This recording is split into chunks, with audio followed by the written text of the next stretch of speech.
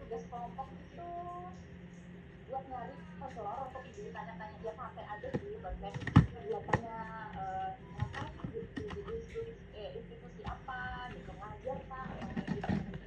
Jadi jangan kaget ya kalau misalkan muka kita pada udah kayak senior karena rata-rata kita kuliah lagi gitu tapi ada sih teman-teman yang umur gitu. Teman-teman boleh on cam ya biar kita attending sama Mbak Hadia. Oke, mungkin aku nyeritain dikit ke teman-teman. Mbak Hadia ini dari jurusan BKI ya? Iya benar. Benar, BKI 2019. Benar. Oh ya berarti seangkatan soalnya bisa ya. Oke. Wah, jadi sekarang tuh ngajar di mana? Sekarang itu ngajar di SMP. Oh, ngajar di SMP.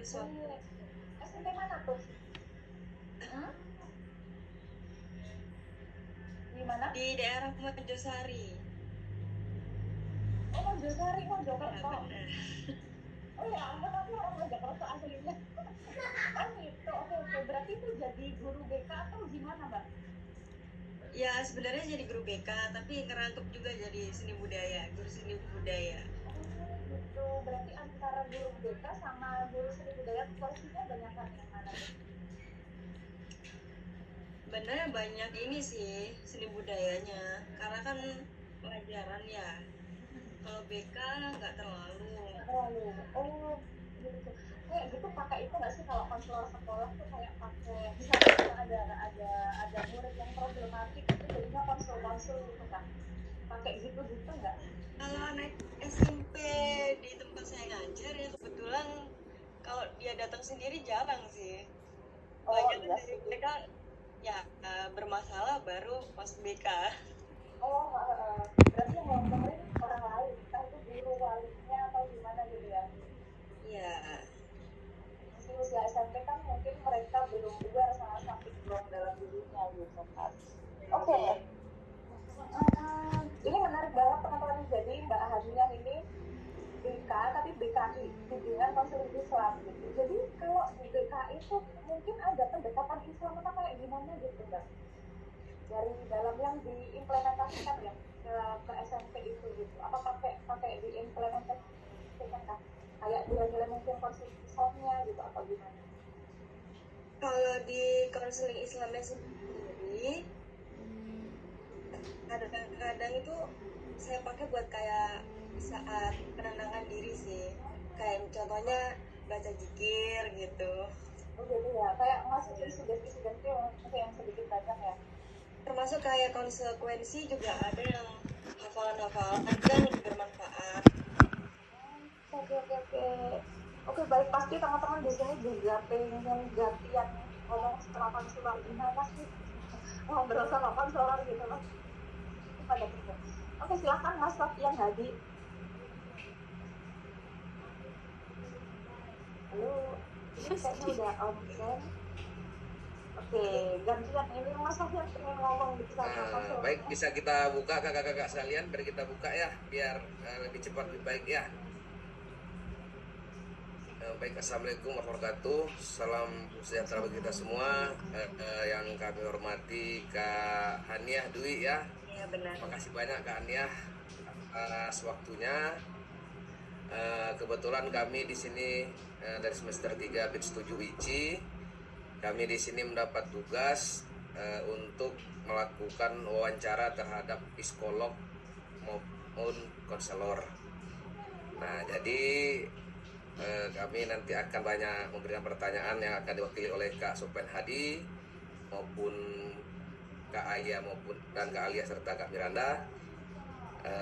Tolong bagi pengalaman kakak yang pernah kakak jalani kepada kami, baik itu sebagai nanti bahan UTS kami maupun sebagai bahan tambahan ilmu bekal buat kami ke depannya Kak ya.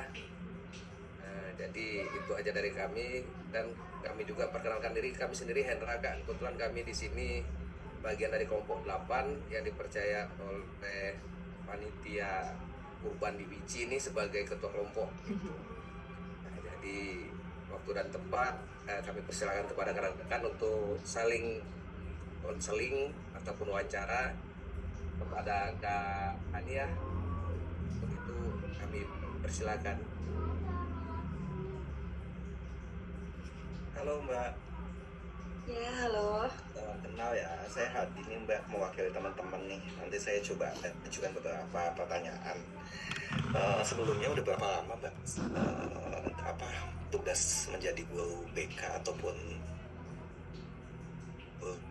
saat itu Mbak kerja? Baru 2 tahun sih, alhamdulillah. 2 tahun, satu alumni sama si Ayah. Iya. Berarti Ayah juga sama, jurusannya sama ya? Ya, aku psikoterapi. Beda kebetulan. Oke. Beda ya. Oke. Jadi tentunya kan Mbak Hani, atau saya panggilnya Mbak Hani aja kali ya. Ya, boleh. Mbak Hani udah pasti udah sering kali ya hadapi teman-teman dari siswa yang saat ini Mbak tempuh di situ untuk bantu mereka baik bimbingan ataupun konsultasi ya Mbak ya. Nah, dari teknik-teknik yang Mbak gunakan yang selama Mbak ibaratnya bantu konseling sama mereka, biasanya Mbak lebih banyak teknik apa sih yang digunakan untuk konseling ataupun psikoterapinya? Kalau untuk diterapkan ke anak-anak, itu lebih seringnya pakai teknik behavior aja sih. Behavior ya. Ya, karena kan anak-anak ya, pendekatan gitu. Betul. Oke, jadi itu lebih ke behavior ya. Oke, selain behavior mungkin ada yang lain Mbak? Sejauh ini sih belum ada ya, karena yang cocok sama mereka baru itu aja. Baru itu aja. Tapi yang Mbak ngerti juga sebetulnya banyak ya. Cuma untuk anak-anak lebih condong ke behavior menurut pandangan Mbak ini, Mbak Hani. Ya banyak sih, cuma saya nggak terlalu menguasai seluruhnya. It's okay, namanya juga sama-sama belajar. Oke. Tapi gimana Mbak, problematik yang biasanya anak-anak, apalagi kan SMP ya, berarti range usia di range 13 sampai 15 tahun ya, itu yang mereka biasanya hadapi ataupun mereka utarakan itu biasanya apa sih Mbak? Kalau problemnya sih kebanyakan dari mereka itu kenakalan remaja. Oke. Kenakalan remaja ya. Nah, lebih kenakalan remajanya karena apa? Mbak sampai detail nggak ke dalam gitu kan? Kenapa mereka bisa nakal? Kenapa mereka bisa melakukan hal itu? Contohnya ya kayak merokok, nggak yang berlebihan banget sih, kayak pacaran nggak aja, atau pembulian sama temennya tapi mereka tanpa menyadari juga ada yang seperti itu. Nah, pastinya kan ada dorongannya Mbak ya, ataupun ibaratnya pendidikan di luar sana, tentunya di keluarga mereka, misalnya dalam mereka karena broken home atau apa, Mbak pernah nggak sampai ke detail, sampai ke sana itu? Kalau kebanyakan itu karena di lingkungan keluarga sih, entah kurang perhatian dari orang tua atau ada yang broken home juga, cukup banyak yang seperti itu. Oke, berarti intinya rata-rata dari memang didikin orang tua ya, Ya. baik yang tidak lengkap ataupun memang yang salah didik ya, salah asuh ya. Oke, baik. Nah, kemudian jenis kasus yang biasanya Mbak tangani itu selain yang tadi kan kebanyakan adalah ini ya, kenakalan remaja, ada lain nggak Mbak? Mungkin sampai pelecehan, mohon maaf, seksual atau apa gitu? Sejauh ini belum pernah ada yang sampai sana sih. Belum ada ya. Tapi buat Mbak tahu range di sana untuk siswanya berapa sih Mbak? Berapa banyak? Ini kan untuk SMP swasta dan kebetulan masih di bawah 300-an ini siswanya dari keseluruhan. Jadi Dari cukup banyak. kelas 7 sampai kelas 9-nya. Nah, di antara kelas 7 sampai 9 paling banyak itu kenakalan remaja di usia berapa? Yang paling banyak ya di kelas 9 sih. Kelas 9-nya. Iya. Oke. Kenapa tuh Mbak?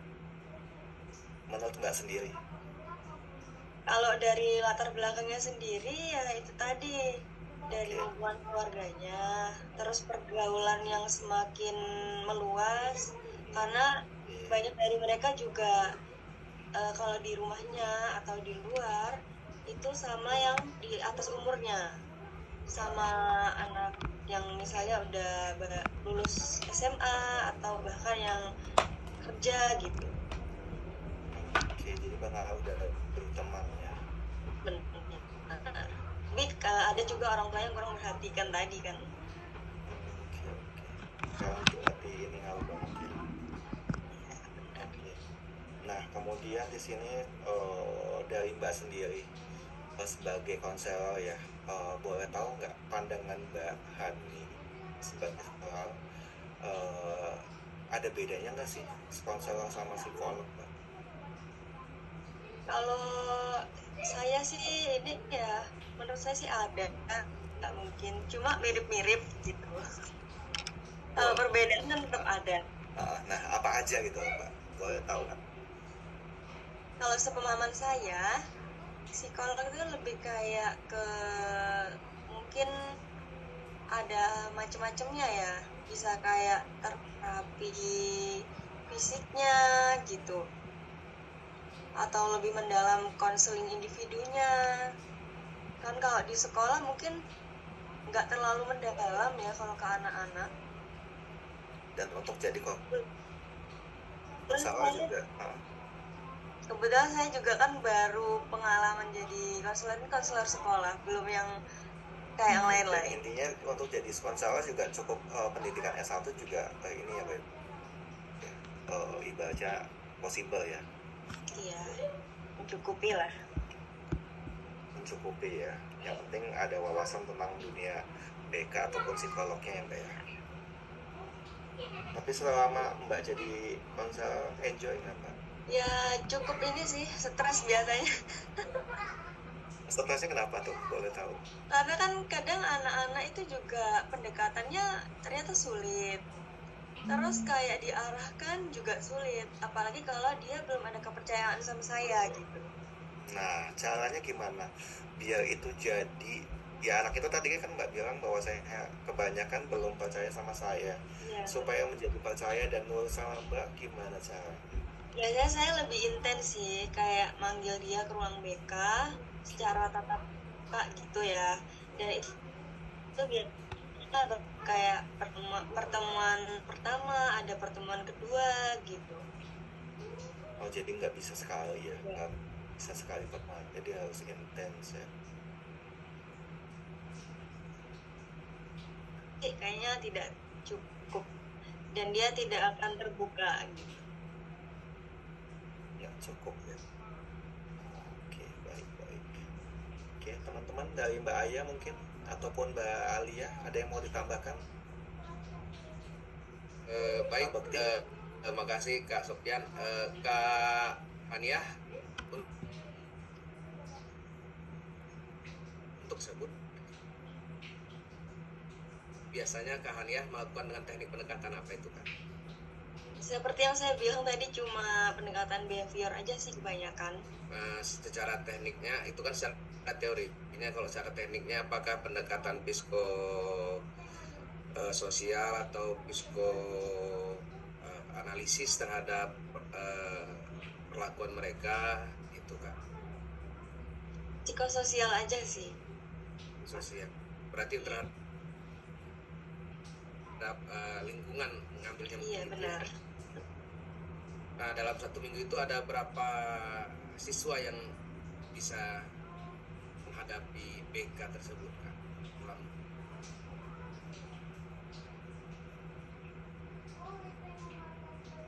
Harus Kakak panggil atau kadang dalam sebulan sekali belum tentu ada gitu. Mungkin bisa sebulan sekali atau sebulan 2 kali ya. Kalau mingguan dan terjadwal gitu belum ada. Ya. Biasanya pun itu karena panggilan orang tua. Nanti apabila ada kesalahan aja Kak ya, baru diharapkan ke guru BK ya. Iya benar. Nah, sejauh yang Kakak jalani, dari seluruh siswa yang pernah mendapat bimbingan konseling dari Kakak, berapa persen yang berhasil dan berapa persen yang belum berhasil atau sedang proses, Kak? Mungkin kebanyakan itu yang sedang proses ya. Kalau yang berhasil kemungkinan baru 30% aja. 10%. Iya. Dalam satu sekolah berapa tenaga BK Kak untuk mengatasi seluruh siswa tersebut Kak? Ada dua 2. saja. Nah, lamanya mereka dalam mendapati BK di kakak di ruangan tersebut tentunya privat gitu Kak ya, tidak melibatkan peserta lainnya atau siswa yang tidak bermasalah. Nah, itu berapa jam atau berapa lama durasi yang Kakak butuhkan untuk memberikan konseling pada pertemuan pertama, kedua maupun ketiga Kak? Biasanya per sesi itu paling lama 1 jam. 1 jam. Kakak kan tadi nyampaikan pendekatan secara Islam nih.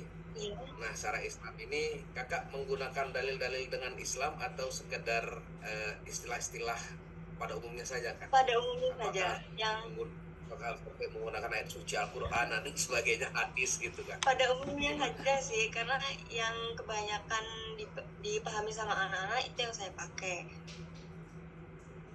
Misalnya gimana? Misalnya kayak bacaan zikir itu untuk menenangkan. Itu bisa saya gunakan kadang di tengah-tengah mereka kayak cerita kan kadang nangis-nangis tuh. Hmm, Iya begitu. Kadang saya dengerin mereka sampai selesai dulu cerita, kemudian baru mereka saya suruh tenang. Supaya berpikirnya juga lebih jernih, diajak diskusi juga bisa gitu. Kalau selain berzikir itu ada pada konsekuensi. Biasanya saya menyuruh mereka untuk menghafalkan ayat-ayat sih. Dan itu pun yang pendek-pendek kayak ayat juz amma. Karena mampunya mereka pun masih di situ. Beberapa di antara mereka itu juga banyak yang masih belum hafal atau baca Al-Quran. Seperti itu. Jadi ya, reward and punishment gitu. Kenapa kan? Jadi treatmentnya itu emang beneran behavioristik banget ya, kayak reward and punishment gitu. Iya, saya fokuskan di komunikasi juga sih. Karena bisanya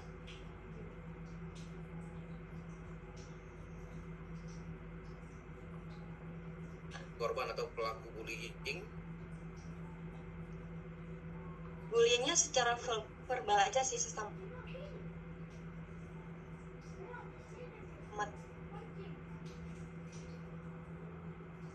teman kelas.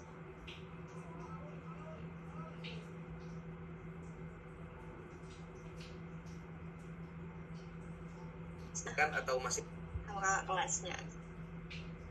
Bilangnya sih nggak berarti terlalu memang berlebihan ya. lebih dominannya di faktor kelas 3 itu Kak ya, tadi karena faktor lingkungannya semakin luas pergaulannya gitu Kak ya.